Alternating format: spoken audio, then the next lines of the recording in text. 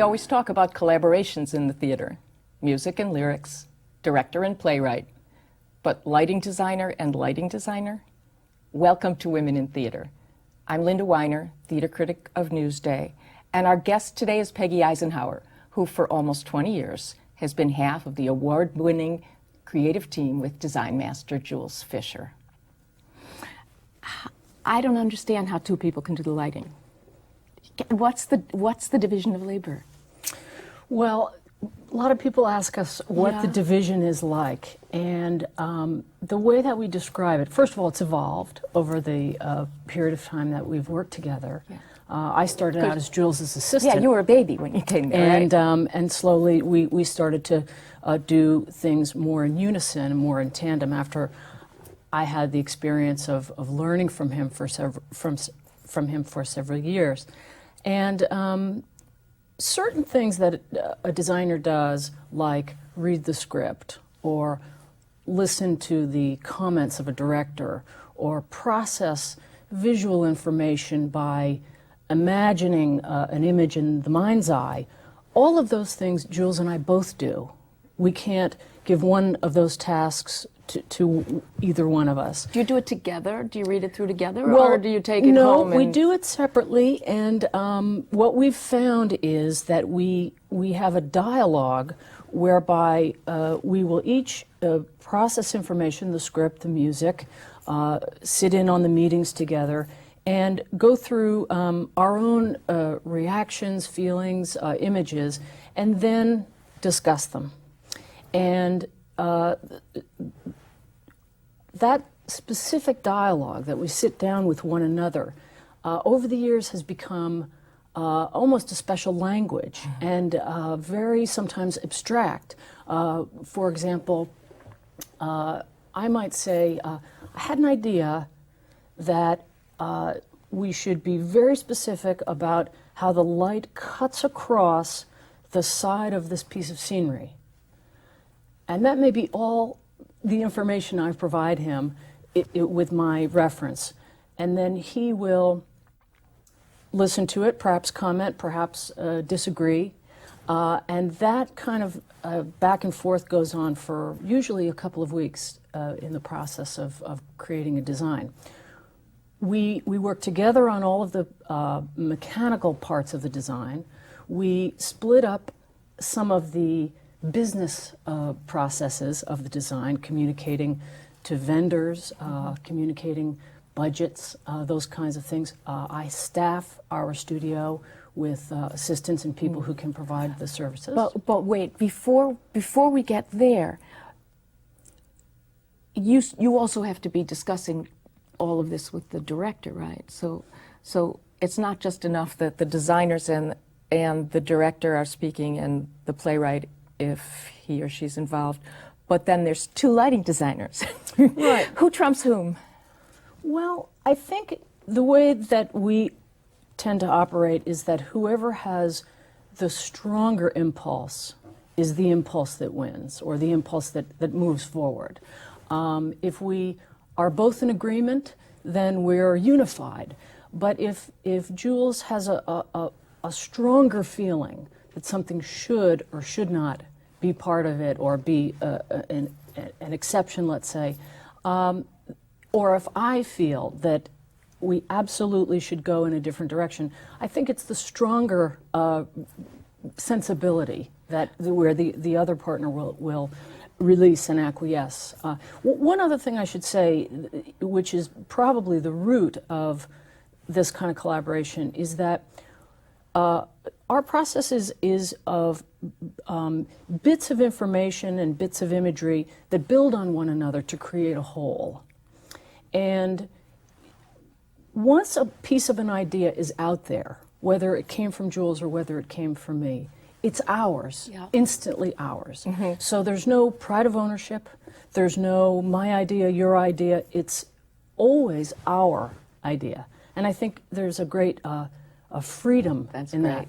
That's great. Now, okay, let's be specific then. If you did the lighting for the wonderful revival of Assassins, and won Tony Award for the lighting, and Joe Mantello is the director, he has an idea for Assassins that is going to be dark, and it's going to have lights here.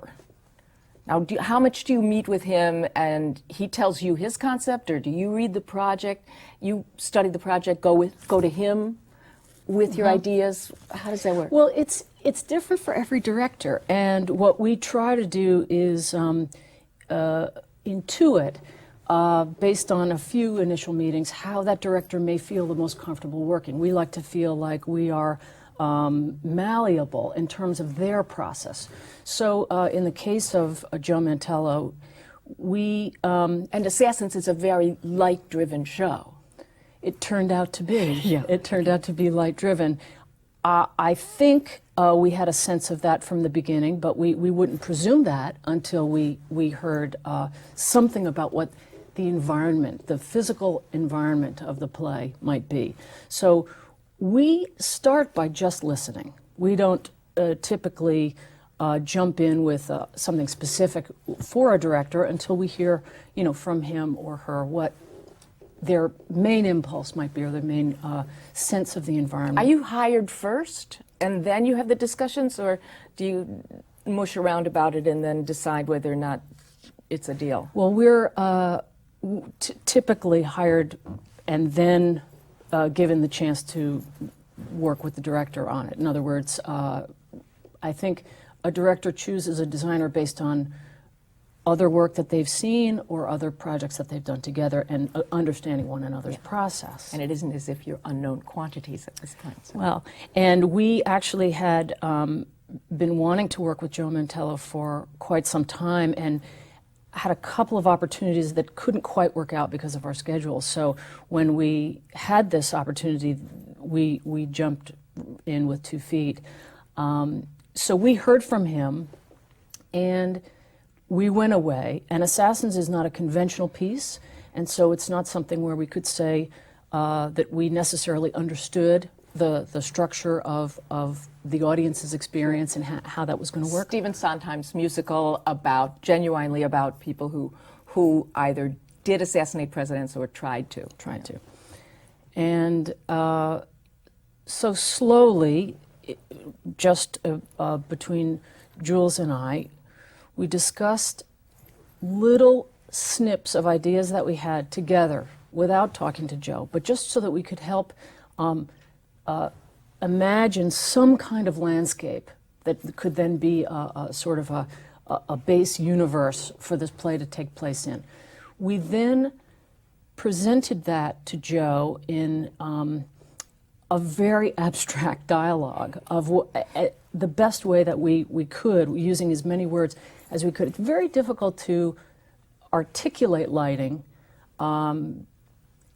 without having any light to communicate with. It really is its own form of human communication.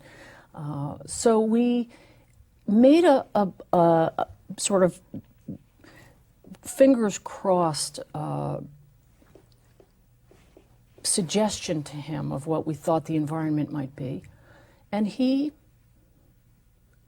seemed cool with it. He seemed like we were talking about the show that he was thinking of. Now, had you come in after the set designer and costume designer? At what point in the process do the lighting people get in? Well, it's different on every show. In this particular instance, the set had been pretty fully realized, but that's because it had been worked on from the production that had been in the works before September 11th, and then it was shelved for a while.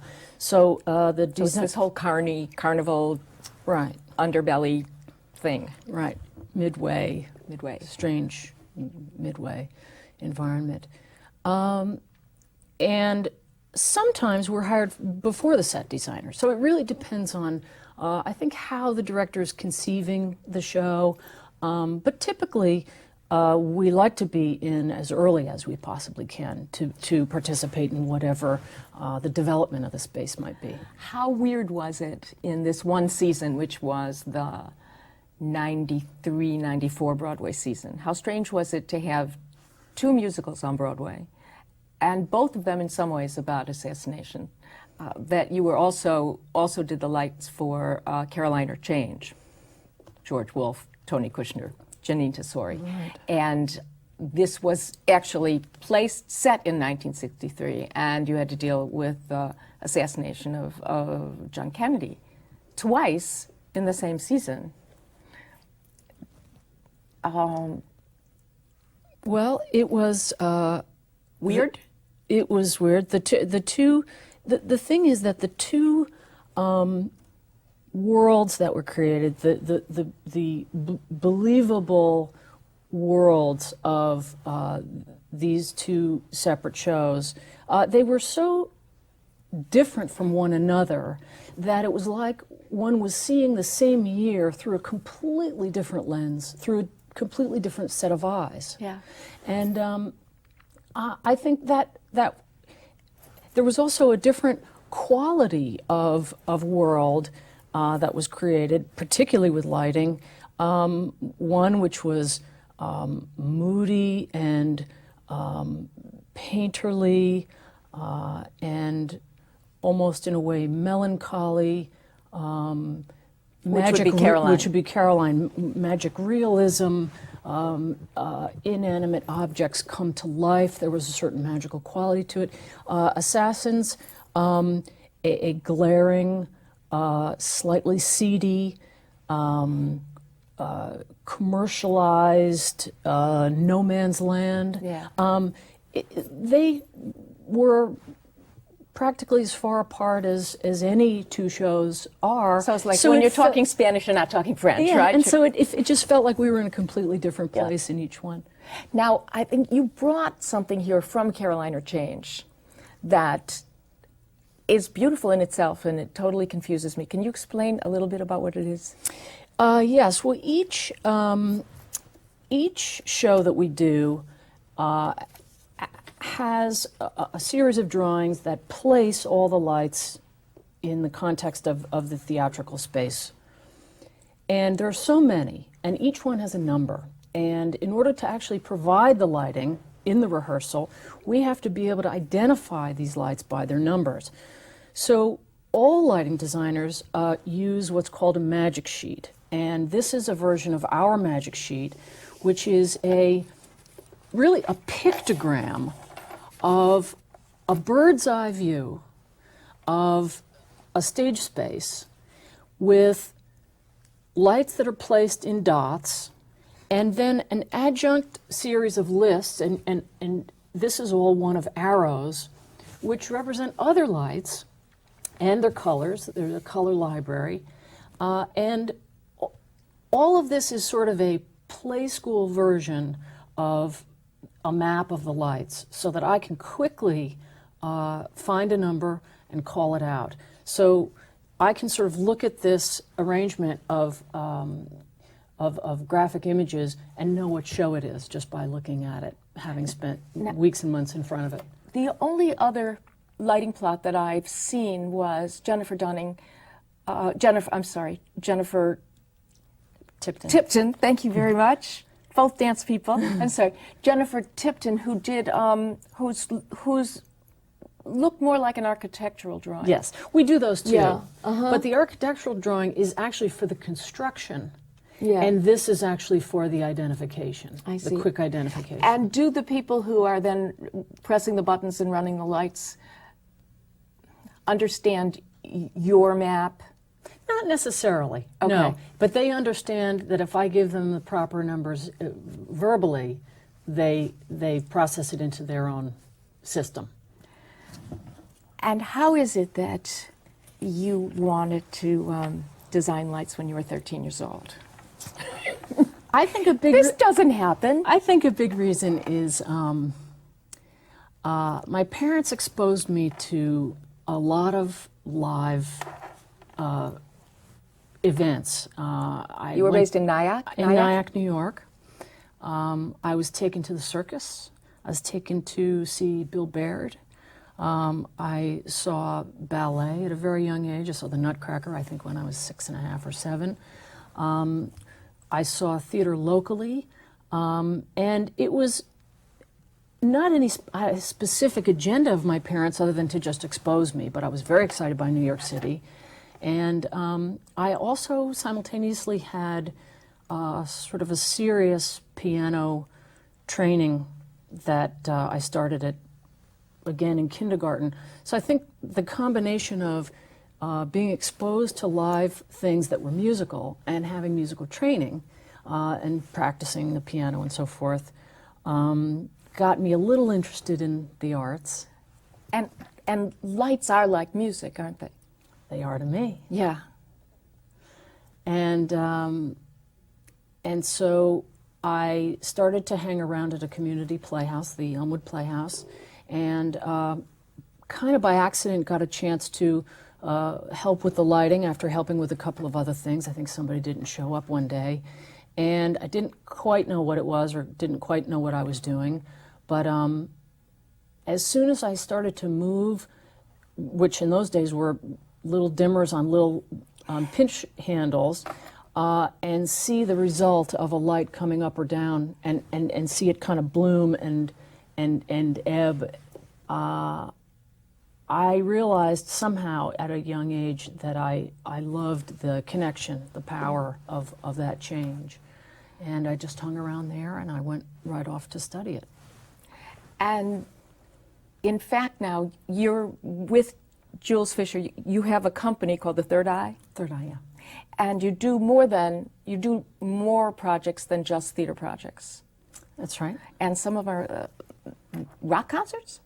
We do. I was just thinking about the light and the music. Yeah. Yeah, we so do. Different? We do. No, I don't think quite so different. I think the connection between light and music in an entertainment of any kind is one form of the visceral experience of, light changing, sound changing. It's almost a human experience of the senses. And when I feel that when any two things or three things in any kind of entertainment environment are combined, are unified, in real time happening together, lights, music, and let's say motion, the more integrated they are, the more real they seem to an audience. So the audience supplies more believability to the environment because they say, oh, I see, the sun is coming up, the light is changing across something, music is happening at the same time, and someone is coming into the picture. All of those things happening together are combined, making kind of a real experience, a kind of an organic experience. Now you have to tell me about the movie of Chicago. How strange is it that there actually were two different sets of lighting designers? If that's it, can I call a cinematographer a lighting designer? Absolutely. Okay. Well, how did this happen? Well, Rob Marshall, the director, the wonderful director, is also a theatrical director, and we had worked with him a number of times in New York, and had some very good experiences working with him. And he got this incredible opportunity to do the film, and the way he conceived the film, he wanted to include real theatrical environments, and which made the movie. Well, it was a wonderful concept, and he decided, and I think it also was came from his knowing what the process is in the theater and how to get there. He knew somehow that we would have to, or he and his production company would have to somehow organize some of the film to include that process if he wanted that kind of work to happen. He hired the cinematographer first, a brilliant, wonderful cinematographer and man, Dion Beebe, and asked him if it would be appropriate to bring in some theatrical designers, us, to influence perhaps or support the venture of making a theatrical environment. He was open to it, and really the film is Dion Beebe's and Rob Marshall's imagining and vision of the film, but we were able to supply a theatrical process, technique perhaps, that could then be filmed. And it was so great that the audience was with you. You didn't have to explain to the audience, this is her life now, and now this is what she's imagining. And so much of that had to do with the lights. Yes? Yes, Yeah, I mean, but again, it's the director. Here's the way we sometimes describe it. It's like the director reaches down in to us and pulls it out. It's there, and they reach down and pull it out. We are in service to the cinematographer. We are in service to the director. We do what they are asking us to do, even though we are also simultaneously interpreting what they want us to do with light. And how did you meet Jules Fisher? And did your mother really have that much to do with it? She did. I love a good mother story. Oh, it's a good mother story. I was, when I was still living at home before I went to college, before I even thought of college, I became aware of Jules's work. He was prolific on Broadway. He was producing as well.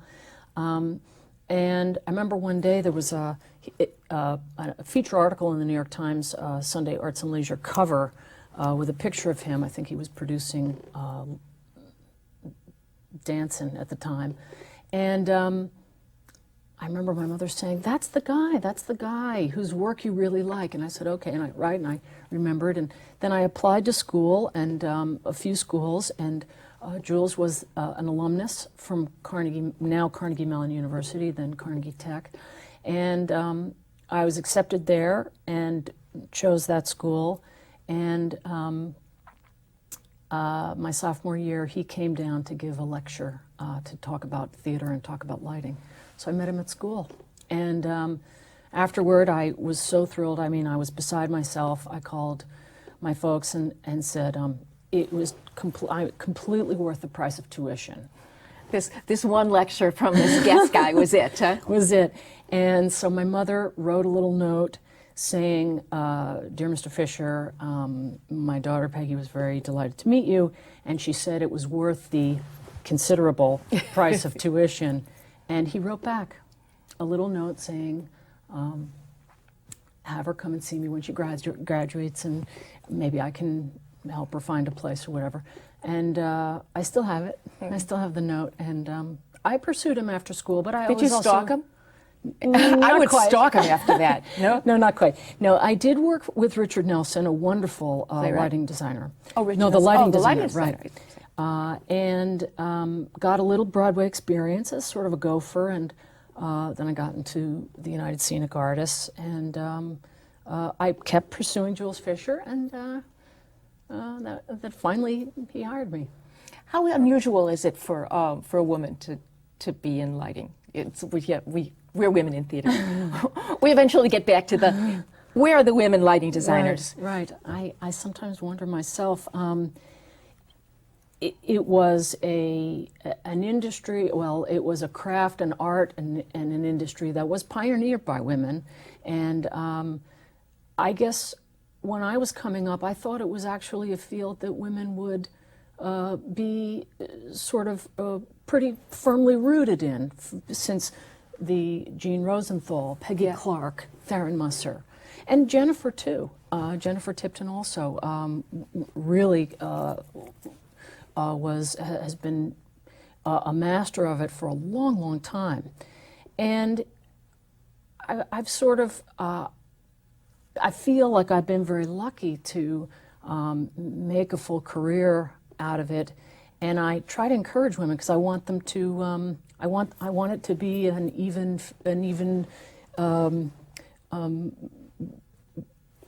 field for men and women.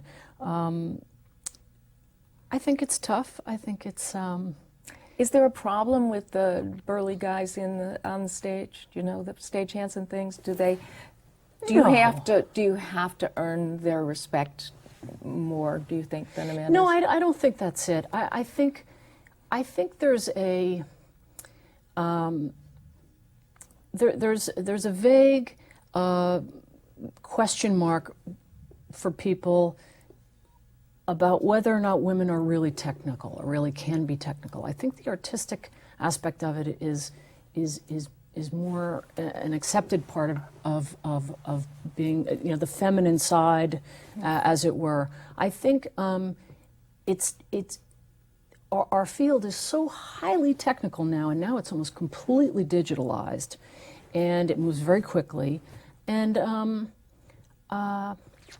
I think it seems to people sometimes not to be the domain of women to be in a very technical field. Yeah.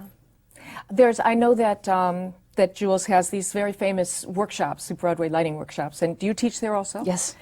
And are there women in those? There are. Yeah. Yeah, lots. In fact, I usually do an informal scan of how many, and I also don't know what women in their 30s. Some of them have families, and some of them don't pursue full-time careers. I don't really know that much about it. Yeah. And Peggy Eisenhauer, I'm so sorry that the time is up and I've got 700 more questions for you. But thank you for being here. On behalf of the League of Professional Theater Women, I'm Linda Weiner, and this has been Women in Theater.